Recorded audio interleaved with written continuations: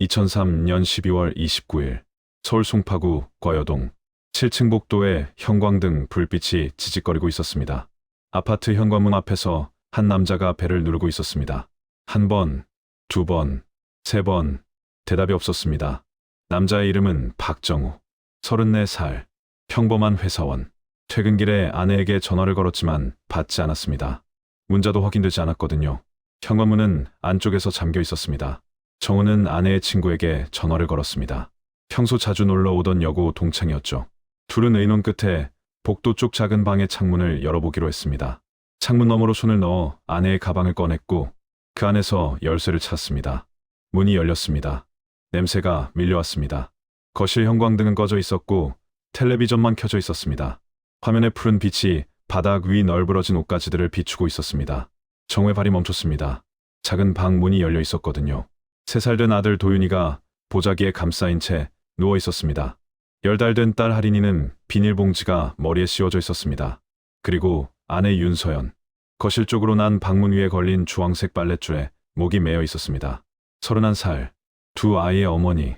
그날 저녁 새해를 맞을 준비를 하고 있어야 할 사람이었습니다. 신고 접수 시각 오후 7시 53분. 경찰이 도착하기까지 10분이 채 걸리지 않았습니다. 현장에 들어선 송파경찰서 강력반 조태영 형사는 눈앞의 광경에 숨을 삼켰습니다. 겉보기에는 자살이었습니다.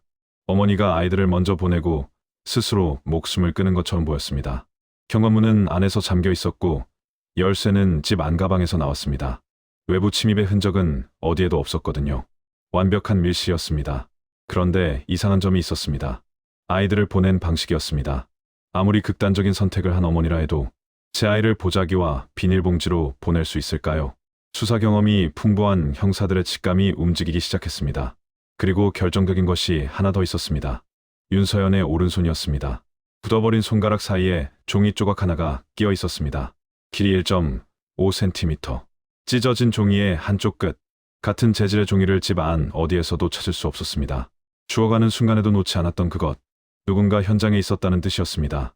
그렇다면 두 사람은 어떻게 이 밀실을 빠져나간 걸까요? 그리고 왜 3살 아이와 10달 된 아기까지 죽여야 했던 걸까요? 이 기록의 시작점으로 돌아가야 합니다. 기록을 한 장 넘기겠습니다. 시계바늘을 2년 전으로 되돌려야 합니다. 2001년 가을, 윤서연은 동창 찾기 서비스에 이름을 올렸습니다. 중학교와 고등학교를 함께 다닌 친구를 찾고 싶었거든요. 강민지, 같은 반이었던 여자아이, 공부도 잘하고 자존심도 강했던 그 아이가 궁금했습니다. 연락이 닿았습니다. 서연은 반가워했습니다. 민지도 반가워하는 것처럼 보였습니다. 서연의 하루는 이랬습니다. 아침 7시 도윤이를 깨워 밥을 먹였습니다. 9시 남편 정우가 출근하면 빨래를 돌렸습니다. 오전 11시 도윤이와 함께 아파트 놀이터에 나갔습니다. 오후 2시 하린이를 재운 뒤 잠깐 텔레비전을 봤습니다. 저녁 6시 남편이 돌아오면 셋이서 밥을 먹었습니다. 특별한 일이 없는 하루.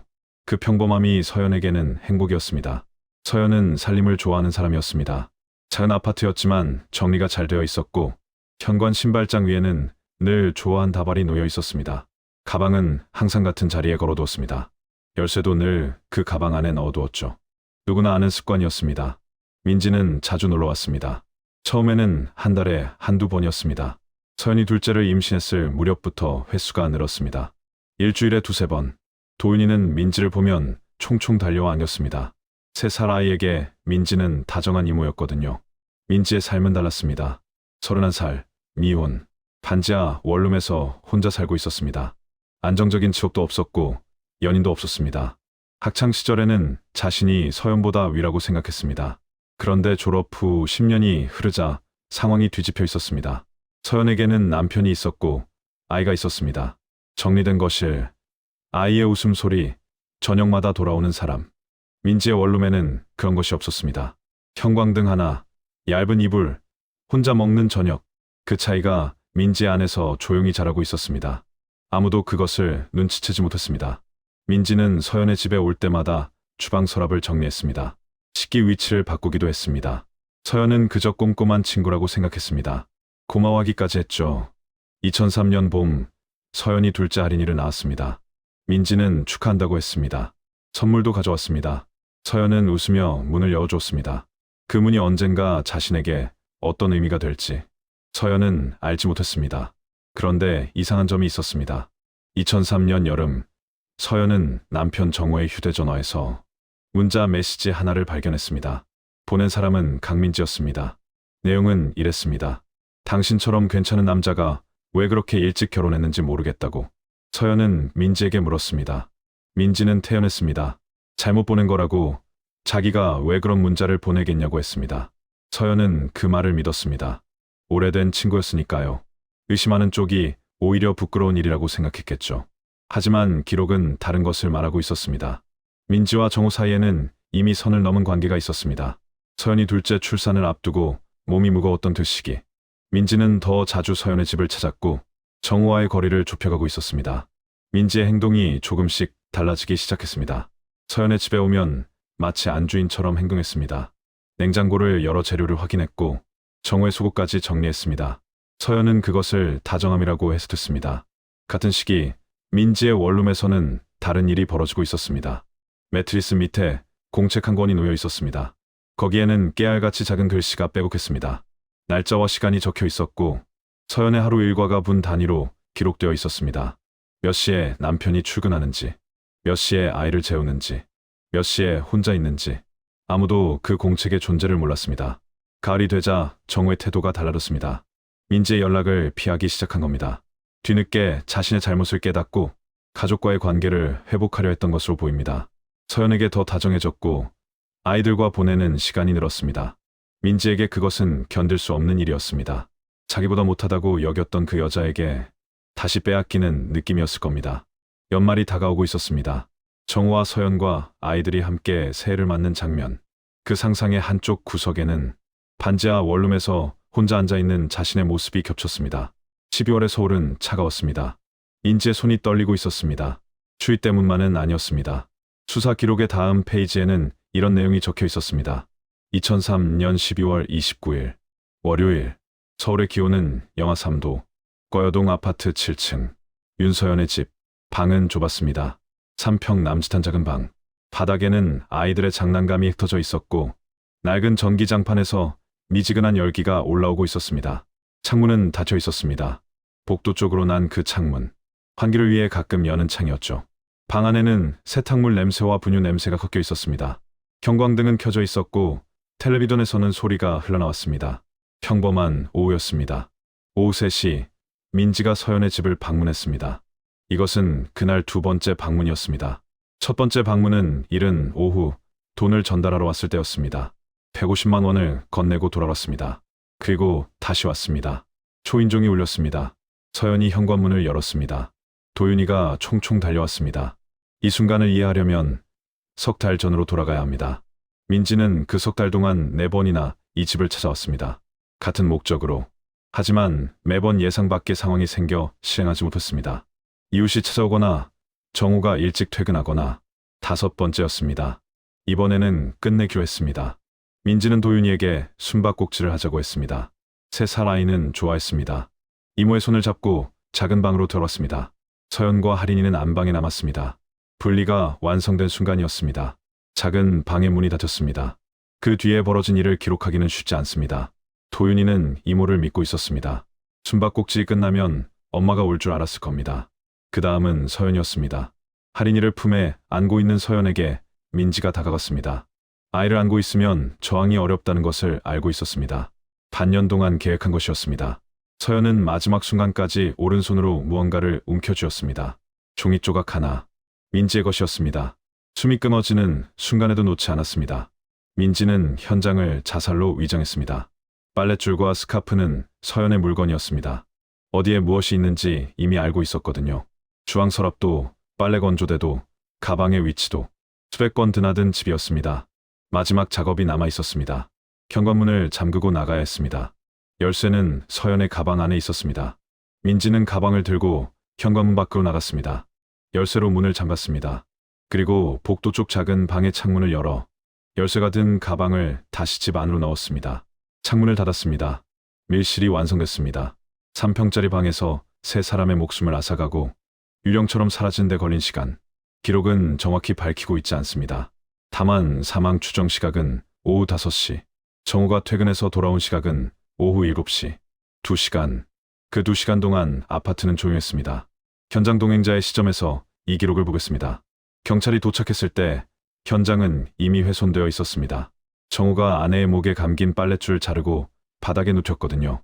구조하려 했던 겁니다. 하지만 이미 늦은 뒤였습니다. 첫 번째 판단은 자살이었습니다. 밀실, 외부 침입 흔적 없음, 열쇠는 집 안에서 발견. 국과수에 재감식을 의뢰했지만 돌아온 결과도 같았습니다. 타살 혐의 좀 없음. 하지만 형사과장 이문수는 사건을 닫을 수 없었습니다. 서연의 오른손에 쥐어진 종이 조각 때문이었습니다. 집안 어디에도 같은 재질의 종이가 없었습니다. 주워가는 사람이 마지막 힘을 쥐어짜 붙잡은 것. 이문수 과장은 그것이 다잉 메시지라고 판단했습니다. 누군가 이 방에 있었다는 증거라고. 수사 방향이 완전히 뒤집혔습니다. 밀실 안에서 타살이 벌어졌다면 범인은 누구인가? 가장 먼저 올라온 이름은 남편 박정우였습니다. 유일하게 살아남은 가족이자 최초 신고자. 그리고 신고 내용에는 묘한 점이 있었습니다. 아내가 목을 메고 있다고 신고했지만 경찰이 도착했을 때 서연은 바닥에 누워 있었거든요. 정우가 직접 내렸다고 했습니다. 구조하려 했다고. 정우의 알리바이를 확인하는데 며칠이 걸렸습니다. 회사 퇴근 시간, 이동 경로, 카드 사용 내역. 조태영 형사는 며칠째 제대로 잠을 자지 못하고 있었습니다. 눈 밑에 검은 그림자가 내려앉았고 수첩에 적힌 글씨가 점점 흐트러지고 있었습니다. 넉 달 전에 강력반에 배치된 그에게 이 사건은 첫 번째 시험이었습니다. 수사팀은 아파트 엘리베이터의 폐쇄회로 영상을 뒤지기 시작했습니다. 사망 추정 시각인 오후 5시를 전후로 7층에 내린 사람을 찾는 데 집중했습니다. 이른 오후 한 여자가 엘리베이터에서 7층에 내리는 모습이 찍혀 있었습니다.